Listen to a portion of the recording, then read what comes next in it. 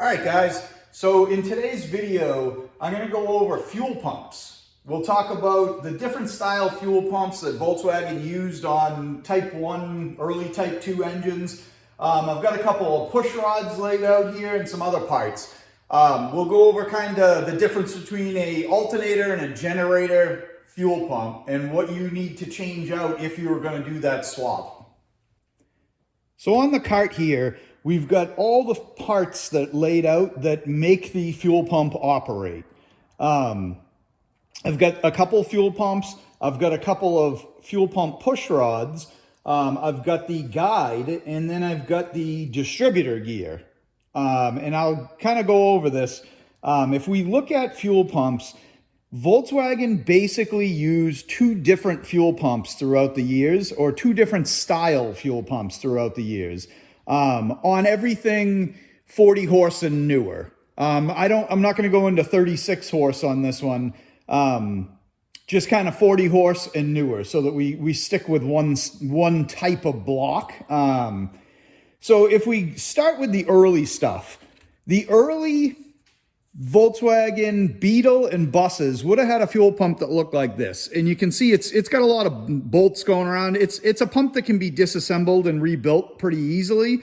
Somewhere along the line, they switched over to this style pump. Basically the same pump, a little different, where this has a threaded hole in it going for the inlet tube, and then it would take a hose on the outlet. This one has basically uses the braided hose on both inlet and outlet. But essentially they're the same, other than that simple layout. If we look at this pump is for engines that had generators on them from the factory. And you can see if we look at this and say this is a flat line here where this mounts to the block, this pump is essentially in a straight line from the bottom of the pump straight up through. There's no angle to this pump or anything. So let me show you that pump on an engine. All right, so here is a 1600 Volkswagen engine. This is a AM block, so kind of varying in years. A lot of them were used on Volkswagen Things and some other stuff. This particular one is probably a replacement engine. But anyway, here's your fuel pump. We've got a generator on this engine. You can see how small the generator is in diameter, the body of the generator. And then we look at the pump, and you can see if we kind of draw a straight line from the stud that mounts the pump straight up, you can see this whole pump is kind of in a straight line with the block. You're almost at, you get a 90-degree angle here, and the pump is just straight up and down to the top of the pump. And you look, there's all kinds of space in here between the generator and the fuel pump.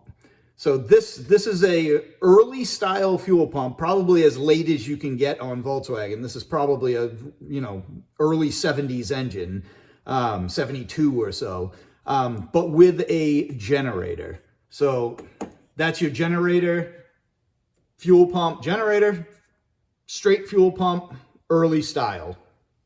Okay, and then from there we go to the alternator pump. And you're going to see, like we showed on this other one, you're going to see the angle difference. And this pump is at an angle, I don't know, what is that, maybe 30-degree angle. And it's leaned over. And let me bring you over to an alternator engine, and I'm going to show you why this needs to be leaned over. Okay, so here is our alternator style engine. So this is again, this is a 1600 engine. I don't know the number on it. It's pretty grimy, but I'd say it's a 73 engine based on what I'm looking at here. So we've got an alternator. You can see how much physically bigger this body of this alternator is compared to the pulley. And then we look at the fuel pump, and you can see that the fuel pump, you can see this angle where the top of the fuel pump is sitting off at an angle towards the distributor. And you've got space between the fuel pump and the alternator. And you can see down here, you can kind of draw a line through the pump itself, and you can see it's sitting off at an angle. If this was a straight pump, it would be touching this generator, or this alternator rather, it would be touching it. And that's the reason Volkswagen went to this angled pump, was because this had a bigger body on the alternator. Another way you can kind of see that it's an alternator is if we look up on top. This one's a earlier style, so it's got the 3-pin connector. It's got a single stud on this side. If we look at the generator's just got 2 studs here sticking up, and this generator is going to have an external regulator somewhere. This one would have also had an external regulator because it's an early style. Let me show you the top of a later alternator, and we kind of go from there. All right, here's a later alternator where it's like a 1-wire style alternator. You've got 1 wire coming into the battery, or going to the battery rather, and then you've got just your trigger back here that is your light in the dashboard. But that's the 2 different alternators, and you can see the size difference out in here versus the generator. Okay, so other than the angle of the pump, which is fairly obvious, it's pretty easy to tell, but if you don't have 2 next to each other, sometimes people will see the straight pump and kind of think that it's an angled pump until you can put them next to each other and you can really see the difference. Another way to look at this is if we look at the bottom and we look at the tab that has the spring in it. The way this pump works is the push rod pushes this let's call it, I don't know, it's just a piece of metal. It's a metal tab with a spring behind it. It pushes this up, and what that does is actuates inside, and there's a diaphragm inside here. And every time it pushes up, it moves the diaphragm up and down, sucking fuel in and pushing fuel out. If we look at this and we get them flat, and hopefully you can see that, but this tab is pushed up above the flat surface of the fuel pump. And this is on the alternator pump. If we look at the generator pump, there's an obvious difference. You can see that tab is way down in there. It's sitting much lower than the alternator pump. So that's another quick way you can identify the difference between these 2 pumps visually. If say you got one on the shelf, or you pick one up at a swap meet and you want to rebuild it or reuse it, these later pumps are somewhat rebuildable, but not totally. It's pretty hard to get kits or anything for any of this stuff, including this early one. So we talked about the 2 different pumps, and a big question that comes up with people is they don't want a generator on their car, on their engine anymore, so they want to switch to an alternator. When you switch to an alternator, as we saw, the angle of this is due to the size of an alternator fitting on the engine, and this needed to be kicked over by Volkswagen in order to get everything to fit and work. We also talked about the height of the tab in here. So when you go to do a conversion between a generator and an alternator, you got to keep in mind it's not just the pump that you're changing. You've actually got 2 different push rods for the pump. The 2 different push rods, if you can see that, are 2 different lengths. The longer push rod is for the earlier fuel pump, so the generator fuel pump. This is a 107 millimeter push rod, or 4 1/4 inches approximately. The shorter one is for the alternator, and that is 100 millimeter and just below 4 inches. So you can see there's approximately a 1/4 inch difference between these if we look at it, or 7 millimeters in this case in actuality. And this rod is going to have to be changed to match the fuel pump. If you don't change this rod out, you probably won't be able to even get the fuel pump on. But if you don't change this rod out, if say you have the shorter one and you go to the longer one, this is never going to reach up here and actually operate this pump. If you get this one on, there is a possibility that you could bolt this pump down with a long rod on it, but the rod is never going to work, and it's actually it's going to hold your engine up. You're not even going to be able to turn the engine over because this rod is not going to allow it to spin. And if it does spin, you're probably going to do some damage to at least this rod, but very possibly you're going to do some damage to other parts inside the engine. Let's take a look at how this whole thing is driven inside the engine, and that'll kind of give you a better picture of how this whole thing works, why it's important to have the correct rod with the correct pump for your specific application. So where's the fuel pump on here? The fuel pump, this is a half a case, so this is a Volkswagen engine that's been split and the internals have been taken out. So here's where your fuel pump sits up on top. You got a couple of studs, you've got a hole straight down through the middle, and then your distributor goes into this hole here. If we flip this sideways so that we can kind of see into it, get it at a good angle for you. We can see the inner parts of this, and let me get you a little closer. We can see there's a boss here with a hole in it and another one down here with a hole in it. And how this whole thing's going to go together is you're going to have your plastic piece. This is like a Bakelite guide for the rod. So this is going to sit down inside this hole with the wider side. It's like a D shape towards the seam of the case. And this is just going to slide in like that. And you're going to see it goes through the first boss inside here where that's hanging down in. There'll be a gasket and everything between there.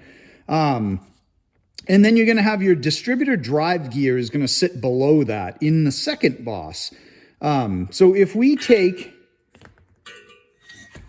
the engine and we look at this and say, like, this has got a gear on the bottom. And if you look at this top piece, you've got a gear that's driven. Let me get this washer off here. You've got a gear that's driven. This all in here is just kind of for oil. It's to pull the oil up through and kind of keep everything lubricated.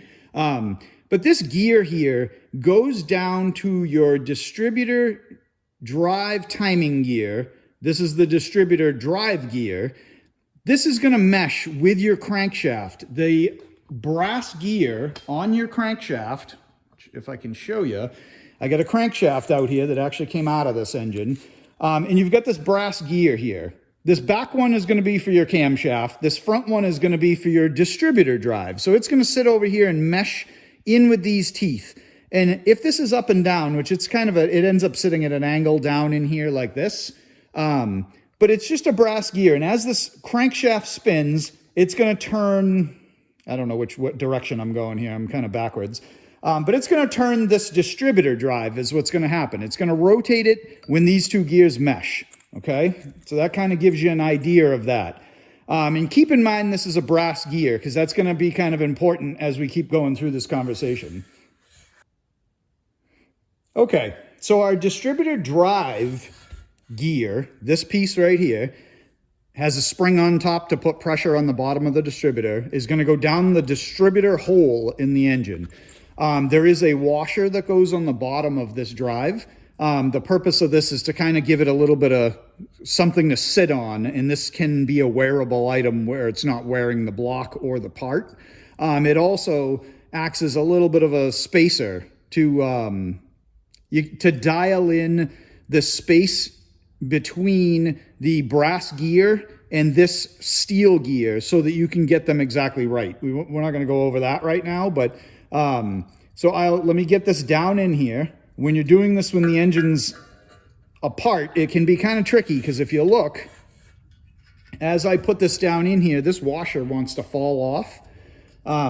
So what I generally do if I need to replace one of these on an engine that's assembled, I'll put a ton of grease on this to hold it in place as I slide that down in there. But regardless, let's throw this down in here. Wrong spot there. And we'll get this down and we'll get it into the position that it's supposed to be in. Okay, so here's our distributor drive gear in here. And we can rotate it. You can see the washer at the bottom. And you can see the fuel pump cam right there. And if I rotate it, you can see how it kind of goes up and down. So if we take that, and then we've got the hole for the fuel pump. If we throw the plastic piece back in, get this lined up, with the D shape facing the seam of the case. And there's going to be a gasket and everything else in here when you do this. But and you'll see that's going to angle that down in so that it's sitting just above that cam that is going to rotate. And the push rod's going to slide down and sit right on top of this cam. So let me grab, I'm just going to throw the longer one in so it's easier to grab. But you can see, hopefully you can see it down in here. Comes down in. As this rotates, you can see that push rod going up and down.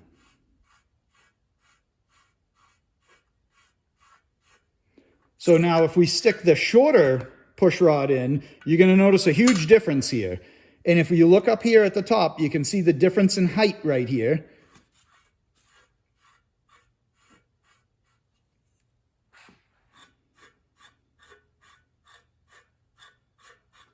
Let me grab the longer push rod one more time at a better angle. So we put this in and see the difference in height there? That's that 1/4 inch difference pushing up and down on the pump. So now if you can imagine, if we were to put this together with the alternator pump, which the tab sticks down really low, with this taller push rod, get this in the right position, you can see how things aren't going to work. I'm not positive, but I think you actually could tighten that down and it would compress the fuel pump all the way, but it would never allow the rod to come back down and go back up, because it's not going to, this is going to be at its limit up as far as it can go. I'm not positive if you can tighten one of these down in there. I've never tried it, but it's one of those things, if you were going to replace a fuel pump and you start tightening it down and you get a lot of resistance, pay attention to these two things. How high is your rod sticking up? This is ready. This is the lowest. Right there's the lowest that rod's going to sit in there. If you've got a fuel pump with the tab is visible on the flat surface, you've got the wrong rod or the wrong pump, one or the other. Now, if we put the correct pump on here, I don't have any nuts right here, but you should be able to almost drop that all the way on there. And if I had the right nuts, I could tighten that down and that would work fine. And then as this is going to rotate, and it's going to lift the whole thing up, but as it rotates, you're going to go up and down and push that tab up inside there even further. And that's pretty much how your fuel pump works. Your crankshaft runs through here, going to drive this gear the whole time the crankshaft's rotating, the pump's going up and down, or the rod's going up and down, hitting the pump. And that's how it works. I will say, when you are in this is a good kind of position to show you why you shouldn't turn over a Volkswagen engine with no distributor in it. So if you are missing a distributor, if you have the distributor out for something, for whatever reason, if you're changing it, if you're changing out points and condenser and it's easier to take it out and do it, or you're changing to a new distributor, don't rotate your engine over while that is out. If you rotate the engine over while the distributor is out, there is nothing except your fuel pump push rod to hold this gear in. And what can happen is this can actually ride up just a little bit, because there's a little bit of movement in here. And without the distributor, there can be a ton of movement. What can happen is you rotate the engine over, this rides up just a hair, and what ends up happening is it starts chewing up the teeth on this brass gear on the crankshaft. If for some reason you decide you want to turn the ignition over with the key, you're really going to spin it over, and you're really going to chew up one little spot on this gear, or one tooth probably, because this is going to be pushed up and it's going to grab the wrong area is what's going to happen.